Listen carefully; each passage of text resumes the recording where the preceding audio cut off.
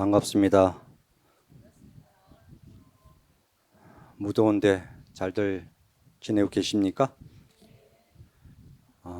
세월이 정말 빠르게 흐르는 것 같아요. 초하루 부패를 엊그저께 한 것 같은데 또 초하루 부패예요. 그리고 백중사제를 엊그저께 지낸 것 같은데 또 오제가 됐고요. 시간은 참으로 빠르게 흐릅니다. 빠르는 시간 속에서 우리들이 어떻게 살 것인가 생각해 볼 시절인 것 같아요. 제가 말씀드리기 전에 저 본문을 둘째 치고 여러분 궁금한 거 있으면 물어보세요. 그거 갖고 얘기할게요. 혹시 궁금한 거, 여쭤보고 싶은 것은 있으면은 이 자리에서 아무거나 좋습니다. 만약에 질문하지 않으면 제가 질문할 겁니다.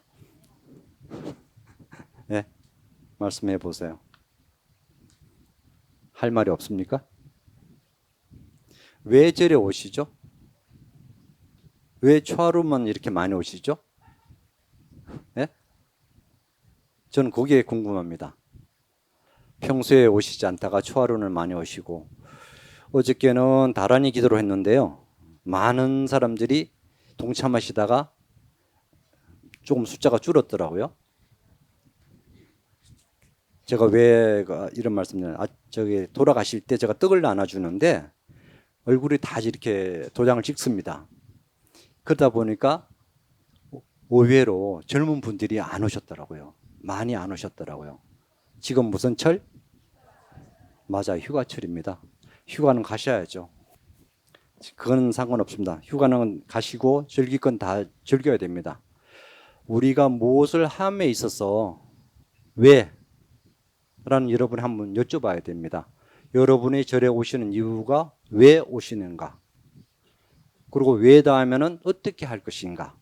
그런 생각을 한번 해 보셔야 됩니다. 남들이 절에 가서 기도하니까 기도하고 남들이 절에 가니까 절에 가는 게 아니라 절에 가서 나는 뭘 할고 뭘 배울 것인가? 그런 것을 곰곰이 생각해 보셔야 됩니다. 이런 얘기 있지 않습니까?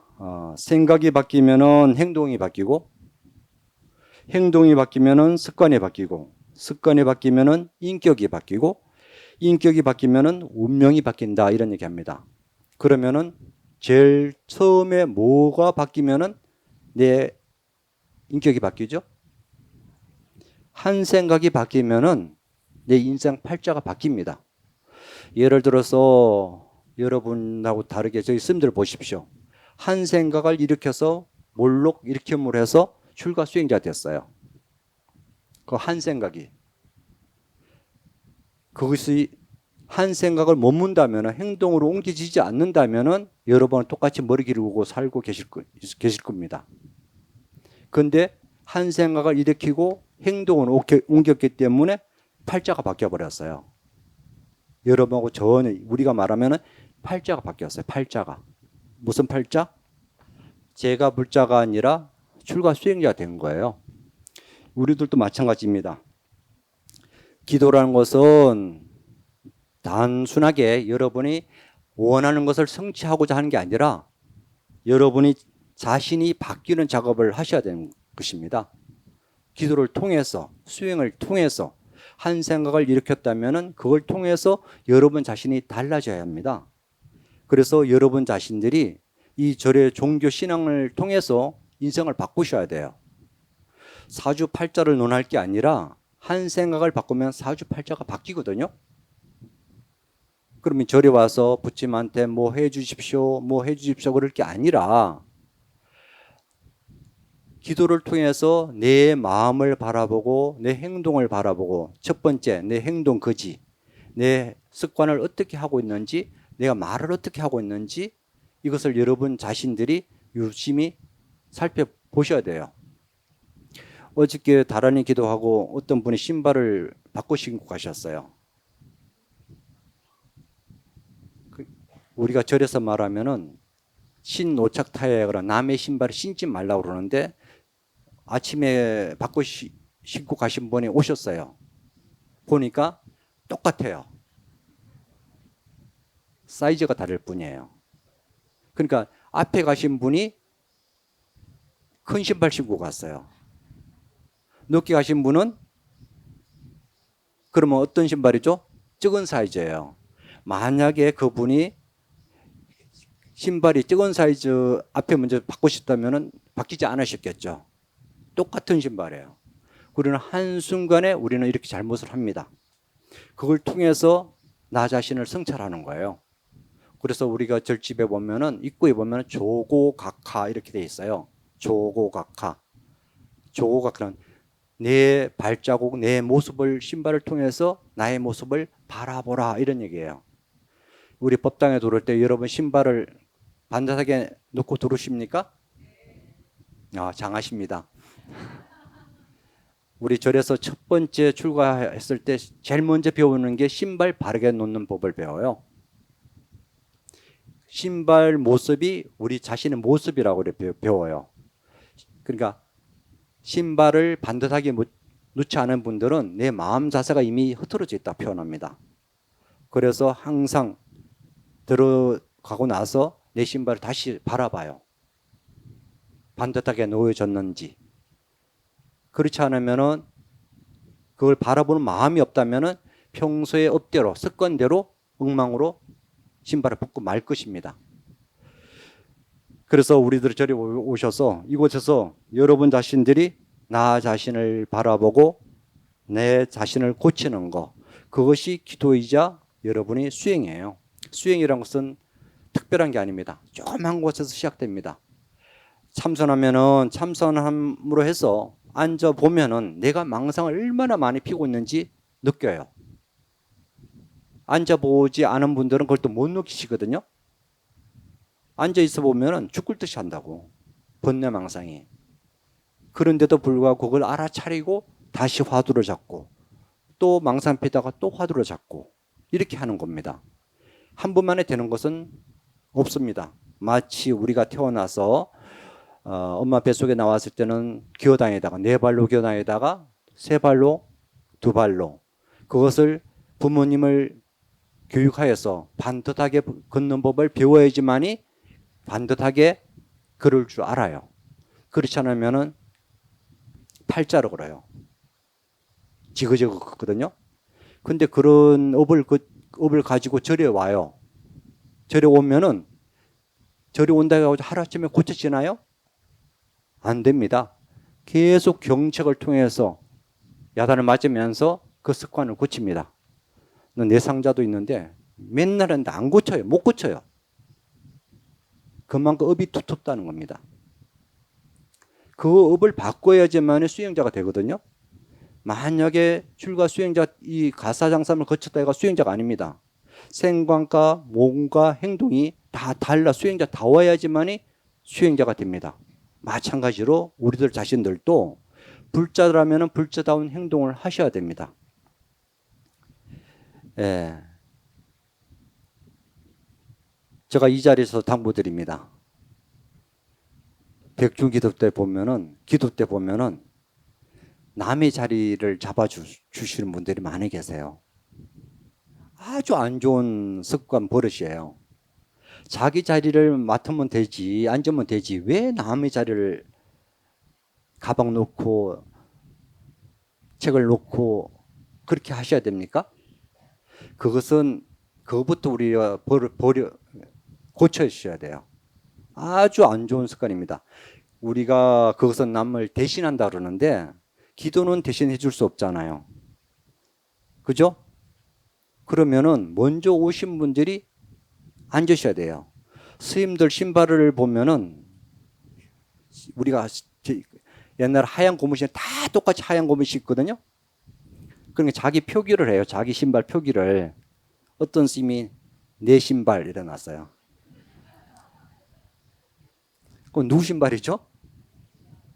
신는 사람이 임자예요. 내 신발이. 그 신으면 내 신발이니까. 의자가 주인이 있습니까? 앉는 사람이 주인이시잖아요. 이 법당에서 자기 지정석은 없습니다. 그렇지 않습니까? 그런데 왜 남의 자리를, 남의 기도하는 공덕을 뺏어버립니까? 그것도 하나의 업을 짓게 되는 거예요. 남의 공덕을 뺏어가는 겁니다. 도둑질하는 겁니다. 자기 공덕을 쌓아도 부족할 판에 왜 남의 공덕까지 도둑질해야 됩니까? 그럼 공덕이 어떻게 됩니까? 감해지겠죠. 그것부터 우리가 습관을 고치셔야 돼요. 바깥에서 하는 습관 이런 것들을 바꾸셔야 돼요. 바깥에서는 거기 통할지 모르니 이 절집에서는 다 평등하지 않습니까? 다 똑같아요. 남녀노소가 없습니다. 지위고하가 없습니다. 그런데 불구하고 먼저 오신 분들이 자리에 맡은 것은 좀 고쳤으면 좋겠습니다. 그래서 지금 다음 주부터 다란이 기도 하는데요.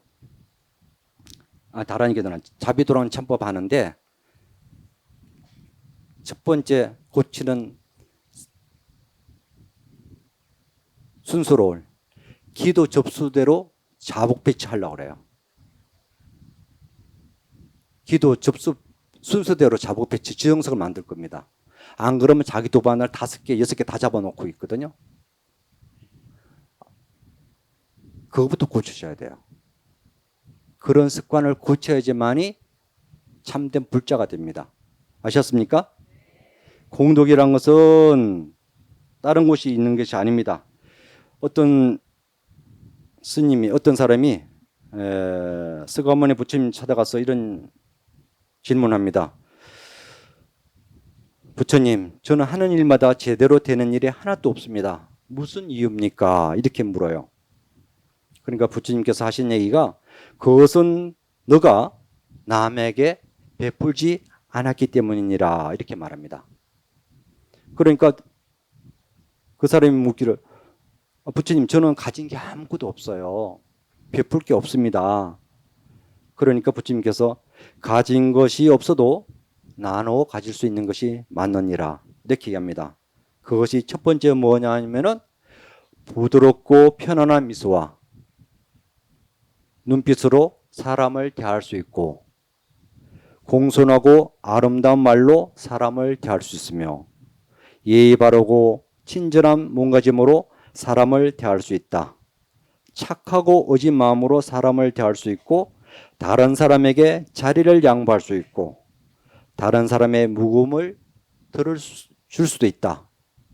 우리는 이것을 무죄칠시라고 그러는데 우리가 꼭 재물로만 공덕을 짓고 복을 짓는다는 것이 아닙니다. 없어도 우리는 충분히 할 수 있어요. 이 세상에 가장 쉬운 방법이 기도 방법은 돈으로 하는 거래요. 돈으로 하는 거, 돈으로 해결하는 거. 근데 돈으로 해결할 수 있는 게 엄청나게 많지 않습니까? 그렇지 않아요? 돈이 있어도 사람들의 마음을 살 수가 없습니다. 어떻게 사람의 마음을 돈을 살 수 있겠습니까? 호화로운 집을 살 수 있어도 행복한 가정을 살 수가 없습니다. 또 최고의 침도를 살 수 있어도 최고의 잠을 살 수 없으며 시계를 최고급으로 돈을 많이 주고 살 수 있지만 시간을 살 수 없습니다. 그리고 돈으로 책을 살 수 있지만 지혜를 살 수 없으며 지위를 살 수 있어도 진정한 존경을 살 수가 없습니다. 그리고 마지막 성대한 장례식을 치를 수 있지만 행복한 죽음을 돈으로 살 수 없습니다. 그리고 우리 종교 생활하는데 종교를 얻을 수 있어도 여러분이 돈으로 소망하는 것을 구할 수 없습니다. 그것은 무엇으로 할 것인가? 환경에 나오는 얘기 있지 않습니까? 약인용류제 3세 일체부 은관법계성 일체유심조라. 그것은 모두가 이 마음으로 할 수 있는 것이지 그 마음 한 생각 일으켜서 행동으로 실천했을 때 이룰 수 있는 것이지 그냥 돈으로 될 수 있는 게 없습니다. 우리는 뭐든지 물질 만능주의에 돈으로 하려고 하는데 그것을 우리가 한 번쯤 생각해 보셔야 돼요. 이 기도를 통해서 우리가 과연 무엇을 할 것인가? 나의 모습을 보십시오. 나의 모습은 어떤 모습인가? 과거의 인연을 알고자 한다면 현재 과거를 보라 이렇게 부처님 말씀하셨어요. 그런다면 지난 일에 대해서 집착하지 말고 오지 않는 미래를 기다리지 말고 현재 집중하고 사는 것입니다. 그리고 오늘은 어제의 결과이지 또 내일의 출발점입니다. 오늘을 단 하루 여러분이 잘 사시는 것이 영혼을 사는 것입니다. 모든 것은 한 생각에서 비롯됩니다. 이런 시가 있습니다. 마음이란 시에 목석 김원각이라는 시인이 시 한 편을 이렇게 했는데요. 여러분 잘 들어보십시오. 마음이 괴로운 자 있거든 절에 가보아라. 되도록 혼자면 분명하리라. 가는 도중에 줄곧 따라오고 있는 괴로운 자기 마음을 절에 가서 괴로운 보따리를 풀어놓고 기도해 보아라. 금 부처가 자기의 괴로움을 없애주리라. 간절하게 기도하면은 절실하면은 눈물까지 흐르게 되리라. 그리고 이었고 그대는 하산할 것이고 절을 등지고 집이 가까워질수록 분명해지는 것 있으리라. 잠시 흩어졌던 괴로움들이 하나둘 모여서 다시 괴로운 마음을 이루어 따라오고 있음을. 이게 무슨 얘기죠? 집중 안 하셨군요. 이 절에 왔을 때는, 절에 올 때는 그 기도하겠다는 그 마음으로 오니까 마음이 고요해졌어요. 그 법당에서는 다 평안해졌습니다. 그리고 이 법당을 벗어나서 기도 끝나고 대문 우리 일주문 딱 벗어나는 순간 원상복귀한다는 얘기예요. 그래요, 안 그래요? 그땐 가다가 다시 돌아오십시오. 그것을 우리가 바라보고 느끼는 거, 그것을 멈추는 거, 그것이 기도예요. 일어났던 마음을 수습하는 거, 악심, 탐욕 이런 거 일어나는 것을 수습하는 거. 어떻게 해달라고 하는 게 아니라 우리는 원래 다 완성된 존재예요. 근데 그 안에 탐진치 삼독이 들어감으로 해서 욕심내고 화내고 어리석음이 생겨가지고 우리가 잘못하는 것입니다. 그랬을 때 자기 자신을 한번 돌이켜보면 내가 왜 이 욕심을 내고 있지? 내가 왜 화를 내고 있지? 내가 뭐 하고 있지? 한 번쯤 부처님한테 해달라는 소리 하지 말고 나 자신 한번 자신한테 물어보세요. 물어보면은 그 안에 분명히 답이 있습니다. 그 답을 통해서 여러분이 그야말로 팔자가 인생이 바뀝니다. 지금 이 모습이 아니라 또 다른 성숙한 모습, 그야말로 참된 불자가 되는 것입니다. 그렇게 함으로 해서 여러분이 달라진 모습이 기도의 성취예요. 오늘 또 초하루, 내일 또 초하루. 그럼 얼마나 좋겠습니까? 그렇지 않잖아요. 날마다 초하루같이 살려고 노력해 보십시오. 그러면 새롭게 살 수 있을 것입니다. 오늘도 평안한 하루, 좋은 하루 행복하십시오. 감사합니다.